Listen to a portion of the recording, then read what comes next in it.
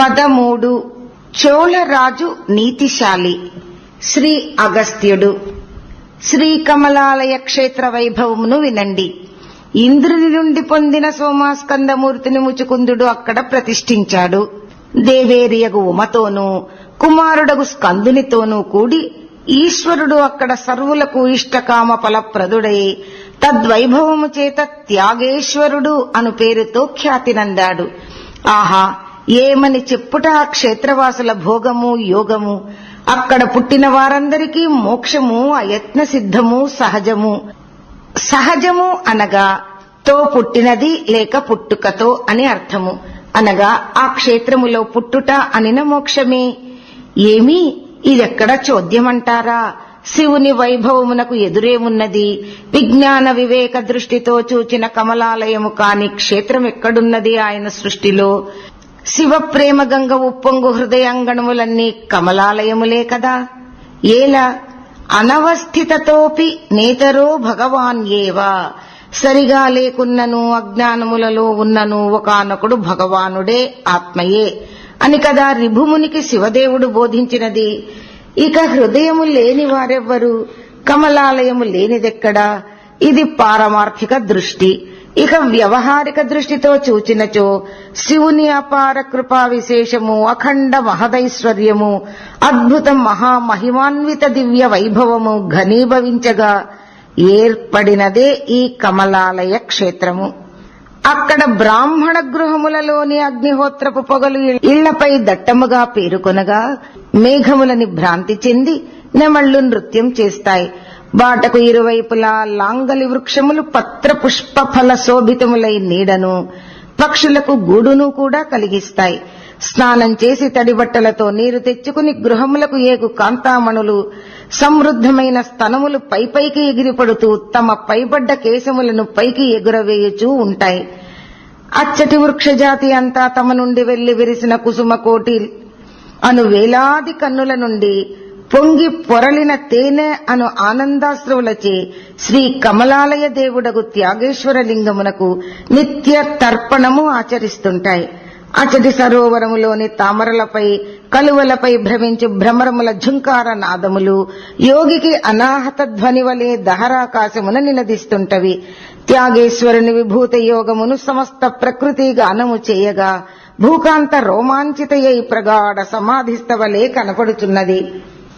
అక్కడ సూర్యవంశమున ప్రభవించిన నీతిశాలి అను రాజు ఉండేవాడు. ఆ చోళభూమిని పాలించు అతడు నీతి చేత మనువు వలె, కాంతిచే నవమన్మధుని వలె, క్షాంతిచే సాక్షాత్ క్ష్మాకాంత వలె, విద్యచే దేవగురువు బృహస్పతి వలె, స్థైర్యమున హిమవాసుని వలె, దానమున కల్పవృక్షము వలె ప్రకాశించాడు. వేదార్థ కోవిదుడై విధి విహితమైన దక్షిణలతో యథావిధిగా ఈశ్వర యాగములను చేశాడు. సదాశివ పద పద్మభావనచే పవిత్ర మనస్కుడై తన 4 వర్ణముల ప్రజలను రేజతే ఇతి రాజా అనే రీతిలో తన స్వంత బిడ్డలను వలె పాలించాడు. ఆయన తన భవనములో అందరికీ అందుబాటులో ఉండునట్లు ఒక నీతి గంటను ఏర్పరిచాడు. న్యాయము కోరువారు అది మ్రోగించినా సత్వరమే తీర్పు వచ్చునట్లు అన్యాయము చేసిన వారిని తక్షణమే దండించుటకు కంకణము కట్టాడు. ఆయనకు శంభుని అనుగ్రహముచే ఒక కుమారుడు కలిగాడు. అతడు పెరిగే వయస్సుతో సకల కళలను అభ్యసించి యవ్వరాజ్యమందు అభిషక్తుడయ్యాడు.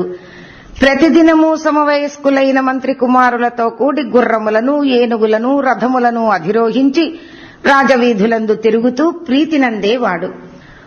ఒక్కప్పుడు అతడు రథమునెక్కి మిత్ర పరిజనులతో కూడి వాద్యఘోషల నడుమ వీధులందు వేగముగా సంచరిస్తున్నాడు. వీధి విటంకేశుడైన త్యాగేశ్వరుడు రాజు యొక్క భక్తిని నీతిని పరీక్షించి అతని కీర్తిని దిగంత వ్యాప్తము చేయుటకు ఒక కేళిని సలిపాడు. యముని లేగదూడగా చేసి తాను గోమాతయై రాకుమారుని రథమార్గమున సంచరింపగా వాయిద్య ఘోషకు బెదిరిన దూడ శివశివ రథచక్రముల కింద పడి నలిగి మరణించింది. ఆ సంభ్రమంలో ఈ సంఘటన ఎవ్వరికీ తెలియరాలేదు. మరణించిన తన బిడ్డను చూచి గోవు ఎలుగెత్తి విలపిస్తూ దాని దేహమును నాకుతూ వాసన చూస్తూ రోదించసాగింది. కొంతమంది భృత్యులు రాకుమారికి ఈ విషయం తెలియపరిచారు. సత్పుత్రుడగు ఆ యువరాజు తీవ్ర మనస్తాపము చెంది పరిపరి విధముల దుఃఖిస్తూ తన పాపమునకు పరిహారము లేదని వాపోయాడు.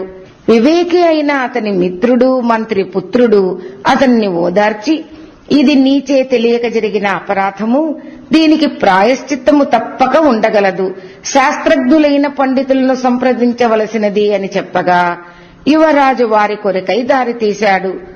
గోవు వెళ్లిపోతున్న అతనిని చూచి, ఈ నీతి లేని వారిని ఏమి చేయతగును అని ఆలోచించి వడివడిగా రాజభవనము వద్దనున్న నీతి గంటను చేరింది. అప్పటి వరకు దానికి పని పడలేదు. దాని ఊసెత్తు వాడే లేకపోయాడు. దాని మొదటి వినియోగదారు ఆ గోమాతయే. తన కొమ్ములతో దానిని ఎగిరెగిరి మాటిమాటికి మోగించసాగింది. ఆ హృదయ విదారకమైన గణగణ ధ్వని మహారాజు గుండెను కలచివేసింది. అంతఃపురము నుండి న్యాయార్థి అయిన గోవును చూచి, విషయము ఏమై ఉండును అని భృత్యులను అడుగగా కొందరు ఆ విషయము తెలిసియూ మిన్నకుండి అచ్చటి నుండి తప్పుకున్నారు. రాజు తన అంతరంగికుని నియోగించాడు. అప్పుడు గోవును సమీపించగా అది అతనిని సరాసరి ప్రమాద స్థలమునకు కొనిపోయి తన బిడ్డ మృతదేహమును చూపినది. అతడు వివరములు సేకరించి రాజునకు నివేదించాడు. అది విని హతాశుడైన రాజు తానే స్వయముగా దుఃఖించు గోమాతగా మారాడు. మంత్రులు అతనికి కర్తవ్య ప్రబోధకులై, తెలియక చేసిన పాపమునకు దానము మొదలైన కర్మలచే నిష్కృతి కలుగును అన్నారు. దుఃఖములోనూ స్వధర్మమును మరువని రాజు తన ప్రజలకు శరణు పొందిన వారికి క్షతములకు వెరువక రక్షణ కల్పించువాడే క్షత్రియుడు. అందరినీ రంజింపచేయువాడే రాజు. నా రాజ్యమున అందరకు ఒకే నీతి వర్తించును. ప్రాయశ్చిత్తము చేసుకున్నచో గోవుకు న్యాయం ఎట్లు చేకూరును? నోరు వావి లేని గోవు కూడా నా కీర్తిని విని న్యాయం కోసము వచ్చినదనగా దానికి తగిన ప్రతిక్రియ చెయ్యనిచో ఈ బతుకేలా? నా యందలి అవినీతిని బయటపెట్టుటకు ఇది ఈశ్వర కల్పితము అని చర్చించి ఒక మంత్రిని పిలిచాడు. వెంటనే యువరాజును బంధించి రాజమార్గమున పడవేసి అతనిపై రథమును నడుపుము అని విశ్వాసపాత్రుడగు అతన్ని ఆజ్ఞాపించాడు. దేవేంద్రుని కుమారునితో సమానుడు, యువకుడు, బంగారు ఛాయతో మిసమిసలాడు లేత అవయవములు కలవాడైన తమ భవిష్యత్ ప్రభువును శిక్షించుటను ఊహించనైనా లేక, ధర్మప్రభువైన రాజు ఆదేశమును తిరస్కరించలేక పవిత్రుడకు ఆ మంత్రి మెడను కోసుకుని మరణించాడు. ఇది కని మరీ దుఃఖించిన రాజు ఇక అట్టి ఘోరములను మరి చూడలేక తానే స్వయముగా న్యాయమును స్థాపించుటకు సంసిద్ధుడయ్యాడు. తన కుమారుని రాచబాటపై పడవేసి నిర్వికారుడై నిర్దాక్షిణ్యముగా అతనిపై రథమును నడిపాడు. చితికిపోయిన ఆ పసిడి ముద్దను చూచి గుండె పగిలి కొందరు మరణించారు, కొందరు మూర్ఛిల్లారు.